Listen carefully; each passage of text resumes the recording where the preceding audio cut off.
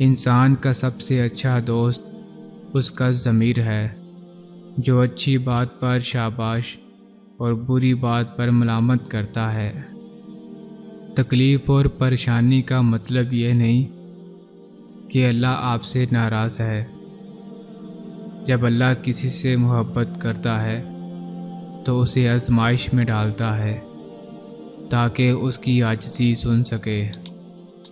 برداشت عقل مند آدمی کا وہ صبر ہے جس کا مظاہرہ وہ جاہل آدمی کی بات سنتے وقت کرتا ہے۔ جو آدمی اپنے کھانے میں سے کسی کو کھلاتا ہے وہ اپنا کھانا پاک کر لیتا ہے۔ بڑے بڑے انبیاء کرام، کتب، اولیاء کا یہی مسلک ہے۔ بعض اوقات خاموشی اختیاری نہیں، مجبوری ہوتی ہے، کیونکہ انسان جھوٹ بولنا نہیں چاہتا اور سچ بول نہیں سکتا۔ آپ اس بات کا فیصلہ چھوڑ کیوں نہیں دیتے کہ کون جنتی ہے اور کون جہنمی؟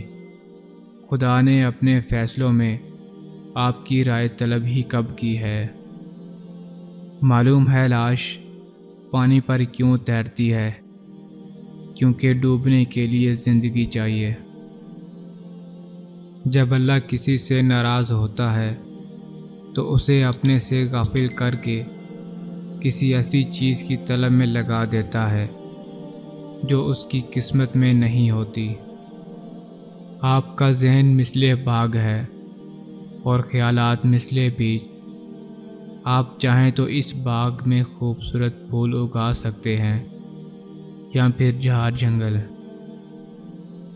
کوئی طبیب کہتا ہے بڑا گوشت صحت کے لیے مضر ہے، تو کوئی کہتا ہے بکرے، مرغی، مچھلی کا۔ لیکن سب سے زیادہ مضر اپنے بھائی کا گوشت ہے جو غیبت کر کے کھایا جاتا ہے۔ 3 قسم کے انسان جو کبھی خوش نہیں ہو سکتے۔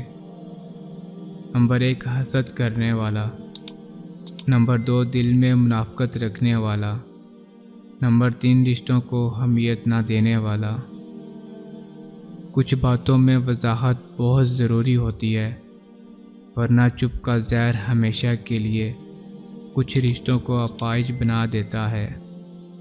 کبھی جو زندگی میں تھک جاؤ تو کسی کو کانوں کان خبر نہ ہونے دینا۔